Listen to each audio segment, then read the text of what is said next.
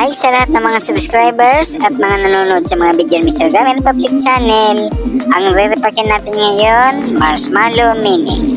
Ang kilo ng Marshmallow Mini ngayong June 2024, 120 pesos, presyong Divisoria, Manila. Ang gagamitin natin plastic, 5x7 para sa 20 pesos. Kailangan lang bibilisan natin ang ating pagre-repack nitong marshmallow para mas maging makintab pagka mabilis natin i-repack. Guys, kung kahit nagtatrabaho kayo, kung naghanap kayo ng mga ekstrang pagkakakitaan, pwedeng gawin nyo itong mga pagtitinda ng mga kutkutin. Maraming klase ng mga kutkutin. May mga mani, mga sampalok, daily sweet beans, o katulad nitong marshmallow na mabili ngayon kahit sa ating mga kababayan. Ganyan lang guys, ito. I-repakin lang natin ng pang 20 pesos. Ang gagawin ko, gagawa muna ako nitong 5 pirasong 20 pesos. Ang natira, gagawin ko rin pang 5 peso. Mamaya pagkatapos nitong gagawin kong pang 20 pesos. Ang isusunod ko ang pang 5 peso. Ganyan lang guys. Isisil lang natin, medyo lang natin ng dandahan. Ganyan lang. Pagkatapos niyan isil, isasabit lang natin yan sa alambre. Mamaya guys, makikita natin kung paano pang ginawa ko nitong Marshmallow Mini. Ang inuna ko muna 20 pesos, gawa ko ng 5 piraso. Tapos yung iba mamaya 5 peso.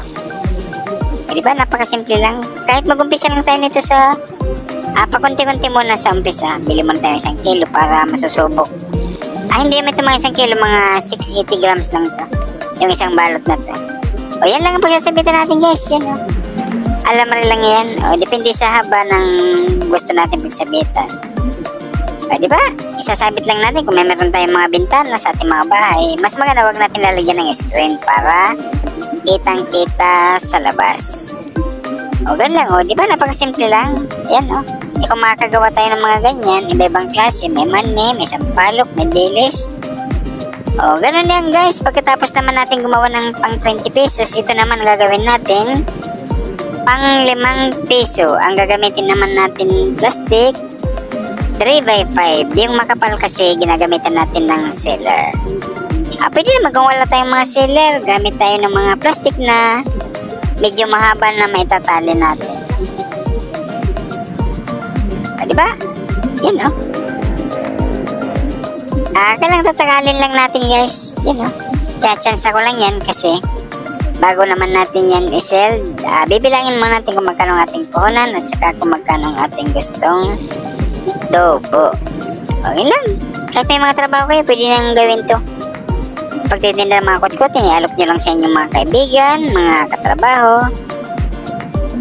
Ganun lang. Kung mabili to, malaking tulong to sa inyong pang-araw-araw na pangangailangan. Di kung kumikita tayo dito, libre na lang yung mga pamasahe or pangkain sa araw-araw. Wala nang bawas sa inyong mga sahod. Diba? Kung nasa mga bahay lang tayo, wala tayong ginagawa, pwedeng gawin muna natin yung mga pagtitinda ng mga kutkutin na pwede tayong kumita para sa mga pang-araw-araw natin. Kung may bintana tayong mga bakante na pwede natin pag-displayan, mas maganda wag natin lalagyan ng screen para kitang-kita sa labas. Yun ang mga magandang pagtitinda ng mga kutkutin. Maraming mga iba-ibang klase mga kutkutin guys. May mga crackers. Panoorin nyo lang dito sa ating channel, Mr. Gamer Public Channel. Makikita niyo yung mga iba-ibang klaseng kutkutin na nirepack natin guys. Sa inyo na yan kung paano nyo babalutin at saka kung magkano yung mga presyo na gusto ninyong tubo. Yan o. Gan lang. Mas maganda tayo mismong pupunta sa mga pamilihan tulad ng mga palengke na malapit sa inyong mga lugar. At saka yung mga pwesto ng mga nag-wholesale. Yan mas maganda. Andun na yan lahat mga kutkutin. Kung andito man tayo sa Metro Manila, pwede rin tayo pumunta ng Divisoria, Manila, Santo Cristo Street. Andun na lahat ng mga bilihan ng mga kutkutin o kahit anong mga paninda na pwede natin pagkakitaan. Nasa Divisoria, Manila lang guys, Santo Cristo Street. O ganyan lang. Kahit mag-umpisa tayo nito, konti mo ng mga puhunan, mag-multiply din yan. Lalo na sa ating mga lugar, maraming tao, at saka walang ganitong mga paninda. Mabili to guys, mga ganitong klaseng mga kutkutin. Haluan natin mga gamit candy, mga crackers, maraming klaseng mga crackers, may mga macaroni, o mga mani, mga sampalok. Yan ang mga mabili ngayon sa ating mga kababayan. Yan lang. Ang gagawin natin guys, bago natin i-sell, bibilangin muna natin kung magkano ang ating puhunan at saka kung magkano ang ating gustong tubo. O ganyan lang. Para pwede naman natin yan bawasan o dagdagan bago natin i-sell sa ating mga seller. O kahit anong mga technique natin guys. O ganyan lang, diba? Pwedeng gawin nyo rin katulad ng ginagawa ko kung paano ang aking mga ginagamit ng mga plastic. Yun. Ito pagkatapos naman natin to i-sell, ang paglalagyan lang natin ito, stapler lang natin to sa mga karton. Yung karton ng cake, yung mga nabibili natin cake na sa may mga birthday, yun. Kasi matitibay yung mga ganyang karton ng cake. Yung karton ng cake na pula at saka karton ng cake na dilaw. Uy, ganyan lang guys, yung ating pag-stapler nyo, no? Karton yan ng cake. Tinatabas lang natin. Pag may nakita tayong mga may dalang mga cake, may mga birthday, o bibili natin yung mga box na yan. Lalo na kung mga malalaking box, pwede natin yan bilhin ng 30 pesos, 25 or 20, depende sa laki. At saka matagal natin yung magagamit. Kailangan guys, pag gagamit tayo ng ganyang mga sabitan tulad itong karton, dapat wag natin ipapaputol yan sa ating mga customer. Kailangan babantayan natin na hindi yan maputol po. Kasi matagal natin yan gagamitin. Lilinisan lang yan pag may bumibili. Ayun, lilinisan lang natin ng mga stapler niyan. Pagkatapos, yun, sasabitan na naman kaagad. Ganun lang mga nitong karton. Kailangan hindi yan putulin ng ating mga kababayan na bibili. O, yan lang.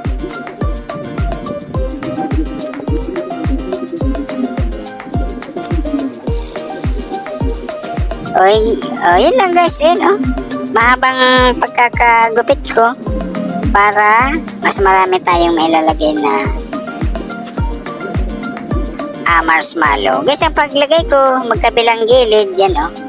Medyo pa tabingi pa labas para hindi siya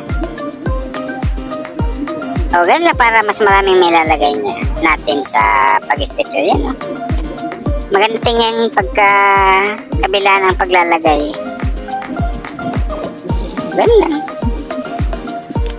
Diba? Napaka-simple lang. Yan o. Yan yung ang isang balot. Napakarami nating magagawa nitong marshmallow na maliliit guys. Kasi napaka-gaan nito. At saka napakaraming laman ng isang balot nito. Yung nagkakalaga ng 120 pesos lang. Maraming ating mababalot ng mga ganitong marshmallow. Yan lang ha.